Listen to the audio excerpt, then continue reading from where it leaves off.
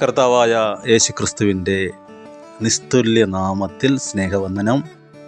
പ്രിയമുള്ളവരെ, ഇന്ന് നമ്മൾ ധ്യാനിക്കുന്നത് മത്തായി എഴുതിയ സുവിശേഷം 9-ാം അധ്യായം. അവിടെ നമ്മൾ ആദ്യം 1 മുതൽ 8 വരെയുള്ള വചനങ്ങളിൽ കാണുന്നത് 4 ചെറുപ്പക്കാർ പക്ഷവാത രോഗിയായൊരു മനുഷ്യനെ ചുമന്നുകൊണ്ട് കിടക്കയിൽ യേശുവിൻ്റെ അടുക്കൽ കൊണ്ടുവരികയാണ്. യേശു കർത്താവ് ആ കുട്ടികളുടെ വിശ്വാസം കണ്ടിട്ട്, എന്ന് വെച്ചാൽ അവരുടെ വിശ്വാസത്തിൻ്റെ പ്രവൃത്തി. നമുക്ക് വിശ്വാസമുണ്ട് യേശുവിൽ, പക്ഷെ നമ്മൾ പള്ളിയിൽ പോകുന്നില്ല, കൂട്ടായ്മ ആചരിക്കുന്നില്ല, ബൈബിൾ എടുത്തുകൊണ്ട് നടക്കാൻ തന്നെ നമുക്ക് നാണക്കേടാണ്. അങ്ങനെയാണെങ്കിൽ ഓർത്തുകൊള്ളുക, കർത്താവും അതുപോലെ പെരുമാറുകയുള്ളൂ. ഇത് ചെറിയ കാര്യങ്ങളാണ്. 4 പേര് പരസ്യമായിട്ട് ഒരു രോഗിയെ എടുത്തുകൊണ്ട് വരികയാണ്. സൗഖ്യമായില്ലെങ്കിലോ തിരിച്ചതുപോലെ കൊണ്ടുപോകണ്ടേ എന്നൊരു ചിന്ത വന്നില്ല. ആൾക്കാർ കളിയാക്കുമെന്ന് ചിന്തിച്ചില്ല. അതിൻ്റെ പേരാണ് വിശ്വാസം. ശദ്രക്ക്, മേശക്ക്, അബേദ്നെഗോ അവർ രാജാവിനോട് പറയുന്നുണ്ട്, രാജാവേ, ഞങ്ങളുടെ ദൈവത്തിന് ഞങ്ങളെ രക്ഷിക്കാൻ കഴിയും. സപ്പോസ് അവനത് ചെയ്തില്ലേലും ഞങ്ങൾ വേറെ വഴിക്ക് പോകത്തില്ല. വേറെ എങ്ങും നേർച്ചിടാനോ മുട്ടുകുത്താനോ ഞങ്ങൾ വരികയില്ല. അതാണ് വിശ്വാസം. ദൈവം മാനിച്ചു. ആ ചെറുപ്പക്കാരെ തീയിൽ നിന്ന് രക്ഷിച്ചു. വിശ്വാസത്താൽ അവർ തീയുടെ ബലം കെടുത്തി. ഇന്ന് വിശ്വാസത്തോടെ ഒരുവൻ സ്റ്റെപ്പ് വെച്ചാൽ അവനോട് വാദിക്കുന്നൊരു ശബ്ദം അന്തരീക്ഷത്തിലുണ്ട്. അതാണ് ആൾക്കാരെ തടുക്കുന്നത്. ആൾക്കാർക്ക് അറിഞ്ഞൂടാ എന്തുകൊണ്ടാണ് കർത്താവിലേക്ക് പോകാൻ പറ്റാത്തത്, എന്തുകൊണ്ടാണ് എനിക്കതിന് ധൈര്യമില്ലാത്തത്. കടബാധ്യതയാണ്, ഭർത്താവ് മദ്യപാനിയാണ്, കുടുംബം തകരുന്നു, കുഞ്ഞുങ്ങൾ തെറ്റായ വഴിക്ക് പോകുന്നു, ഒത്തിരി ആവശ്യങ്ങളുടെ മുഖത്താണ്. പക്ഷെ എന്നിട്ടും സഭയിലേക്ക് വരാനൊരു തടസ്സമില്ലേ? ആ തടസ്സം ഇരുട്ടിൻ്റെ തടസ്സം. അതിനെ മാറ്റുന്നതാണ് വിശ്വാസം. വിശ്വാസത്തിൻ്റെ പ്രവൃത്തി ചെയ്തപ്പോൾ അതിൻ്റെ ഫലം കണ്ടോ? യേശു കർത്താവ് പറയുകയാണ്, മകനെ, ആ വിളിയെന്ന് നോക്കിക്കേ, മകനെ. ആരാ വിളിക്കുന്നത്? ദുബായിലെ രാജാവാണോ? ഇന്ത്യയിലെ പ്രധാനമന്ത്രിയാണോ? മകനെ എന്ന് വിളിക്കുന്നത് ദൈവമാണ്, ദൈവപുത്രനാണ്. മകനെ, അതൊന്ന് കേട്ടാൽ പോരെ? ആ ഒരു വിളിയൊക്കെ കേൾക്കാൻ എത്രയോ വിശുദ്ധന്മാർ പ്രാർത്ഥിക്കുന്നു. ഇവിടെ ഒരു പാപിയായ മനുഷ്യനെ വിളിക്കുകയാണ്, മകനെ.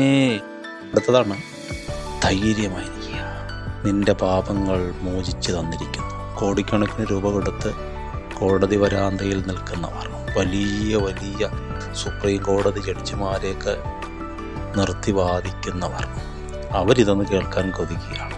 കോടതി ഒരുത്തനെ നീതീകരിച്ചാലും മനുഷ്യഹൃദയങ്ങളിൽ നീതീകരണം കിട്ടുമോ? കിട്ടട്ടെ, ദൈവം സഹായിക്കട്ടെ. ഇവിടെ നോക്കിക്കേ, യേശു കർത്താവ് പറയാണ്, നിന്റെ പാപങ്ങൾ മോചിച്ച് തന്നിരിക്കുന്നു. അപ്പോൾ നമുക്കൊരു ചോദ്യം വരാം, ആ മനുഷ്യൻ്റെ ഭാഗ്യം. യേശു കർത്താവ് അന്നുണ്ടായിരുന്നു, പൊക്കിക്കൊണ്ടുപോകാൻ ആളും ഉണ്ടായിരുന്നു. ഇന്നുമുണ്ട് ആള്. നിങ്ങൾക്ക് ബൈബിൾ തരാൻ ഇന്നും ആളുണ്ട്. ബൈബിൾ വായിക്കാൻ നിങ്ങൾക്ക് ജ്ഞാനമുണ്ട്, അറിവുണ്ട്, അക്ഷരാഭ്യാസമുണ്ട്. ഇനി അതില്ലെങ്കിൽ കേൾക്കാൻ നിങ്ങൾക്ക് ചാനലുണ്ട്, ഓഡിയോ ബൈബിളുണ്ട്. വായിച്ചിട്ട് മനസ്സിലാകുന്നില്ലെങ്കിൽ പൊരുൾ തിരിച്ചു തരാൻ ആളുണ്ട്. അപ്പോൾ ഈ ബൈബിൾ വായിച്ചാൽ നിങ്ങൾ എത്രയോ പുസ്തകങ്ങൾ വായിക്കുന്നു, അതുപോലെയാണോ? അതുപോലെയല്ല, അതാ വ്യത്യാസം. ഫിസിക്സ്, കെമിസ്ട്രി, സോഷ്യൽ സയൻസ്, സാഹിത്യം, ഇതൊക്കെ വായിക്കുന്ന പോലെ അല്ല. ഏട്ടിലെ പശു പുല്ല് തന്നെയല്ല. പക്ഷെ ഇതങ്ങനെയല്ല. ഇത് മനുഷ്യൻ പരിശുദ്ധാത്മ നിയോഗം പ്രാപിച്ചെഴുതിയ ദൈവവചനമാണ്, ദൈവ നിശ്വാസീയമാണ്. ഇതൊരുത്തൻ വായിച്ചാൽ, അതിന് മെനക്കെട്ടാൽ, പൊരുൾ തിരിഞ്ഞു കിട്ടിയാൽ അവൻ്റെ വീട്ടിൽ പ്രകാശം വ്യാപരിക്കുകയാണ്. വചനത്തിൽ ജീവിക്കുന്ന യേശു, ആദിയിൽ വചനമുണ്ടായിരുന്നു, വചനം ദൈവമായിരുന്നു. അപ്പോൾ ഇന്ന് നിങ്ങൾ പാപം ചെയ്തു, പാപിയാണ്, നിങ്ങളുടെ അകത്ത് കുറ്റബോധമുണ്ട്, വർഷങ്ങളായിട്ട് നിങ്ങൾക്ക് എഴുന്നേറ്റ് നടക്കാൻ പറ്റുന്നില്ല, മനുഷ്യരുടെ മുഖത്ത് നോക്കാൻ പറ്റുന്നില്ല. വചനം പറയുന്നു, യാക്കോബിൻ്റെ മുഖം ഇനി ലജ്ജിച്ചു പോകയില്ല, അവൻ്റെ മുഖം ഇനി വിളറിപ്പോകയില്ല. നോക്കിയാൽ ദൈവം എന്തെല്ലാം ശ്രദ്ധിക്കുന്നു. മറ്റുള്ളവരുടെ മുമ്പിൽ വിളറുന്നൊരു മുഖമായിട്ട് നീ നിൽക്കേണ്ടെന്ന് ദൈവം പറയുന്നു. ഉത്തരവാദിത്വം ഏറ്റെടുത്താ പറയുന്നു. ധ്യാനിക്കുക, അത് പൊരുൾ തിരിഞ്ഞു വരും. അത് നിൻ്റെ മുഖത്തെ ലജ്ജ, നാണം, നിന്ന മാറ്റും, തേജസ് തരും. നിൻ്റെ നേരെ ഒരു മനുഷ്യൻ പിന്നെ നിൽക്കില്ല. അതിൻ്റെ കോൺസിക്വൻസ് നമ്മുടെ നാട്ടിലുണ്ട്. വെറുതെ നന്നാകാൻ പോയാൽ അത് സമ്മതിക്കില്ല. പിശാചുണ്ട്, ദുഷ്ടമനുഷ്യരുണ്ട്. ഇവിടെ കുറേ പാർട്ടീസുണ്ട്. യേശു പരസ്യമായിട്ട് സംസാരിച്ചാൽ പിന്നെ അവർ പരസ്യമായിട്ട് പറയത്തില്ല. അതിനുള്ള ധൈര്യമില്ല. കാരണം പറഞ്ഞാൽ കർത്താവ് പിടിക്കുമെന്നറിയാം. ഇവരുള്ളിൽ പറഞ്ഞു, ഉള്ളം കൊണ്ട് പറഞ്ഞു. എന്തു പറഞ്ഞു? പാപങ്ങളെ മോചിക്കാൻ ഇവനാരെ? കണ്ടോ? ഉള്ളത്തിൽ പറഞ്ഞു. നിങ്ങൾ പരസ്യമായിട്ട് നിങ്ങളുടെ വിശ്വാസം പ്രഖ്യാപിച്ചേ, പരസ്യമായിട്ട് പിന്നെ ഒരുത്തനും വരാൻ ദൈവം സമ്മതിക്കില്ല. ഉള്ളത്തിൽ പറയുന്ന ചിലതുണ്ട്. അത് ഉള്ളമറിയുന്ന, ഉള്ളങ്ങളെ ശോധന ചെയ്യുന്ന, ആഴങ്ങളെ അറിയുന്ന ദൈവം അവരോട് നിങ്ങൾക്ക് വേണ്ടി വാദിക്കും. 9-ാം അധ്യായം മുഴുവൻ ഞെരുക്കത്തിൽ നിന്ന് വിശാലതയിലേക്ക് നടത്തുന്നൊരു ദൈവമാണ്. ഒരു വീട്ടിൽ നിന്ന് ഒരു കൺവെൻഷനിലേക്ക്, ഒരു കോട്ടേജ് മീറ്റിങ്ങിൽ നിന്ന് കൺവെൻഷനിലേക്ക് വിശാലത വർദ്ധിക്കുന്നത് പോലെ അവനോട് പറഞ്ഞു, നീ കിടക്കെടുത്ത് വീട്ടിൽ പോകാം. അത് കണ്ട പുരുഷാരം കണ്ടോ? ഒരു വ്യക്തിയോട് ചെയ്തപ്പോൾ, ഒരു വീട്ടിൽ ചെയ്തപ്പോൾ അത് കണ്ട പുരുഷാരം ദൈവത്തെ മഹത്വപ്പെടുത്തി. 9-ാം അധ്യായം മുഴുവൻ ആ ഒരു ആശയമാണ്. ചുങ്കസ്ഥലത്തിരിക്കുന്നവനെ വിരുന്നുശാലയിലേക്ക് കൊണ്ടുവരുന്നവൻ, നിന്ന പാപി എന്നുള്ള വിളി കേട്ടിരുന്ന, ചുങ്കക്കാരനെന്ന വിളി കേട്ടിരുന്നവനെ കർത്താവ് ജാമ്യം നിന്നു.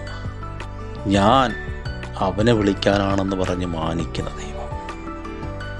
പ്രിയമുള്ളവരെ, യേശു കർത്താവിൻ്റെ നാമത്തിൽ ഞാൻ നിങ്ങളെ അനുഗ്രഹിക്കുന്നു.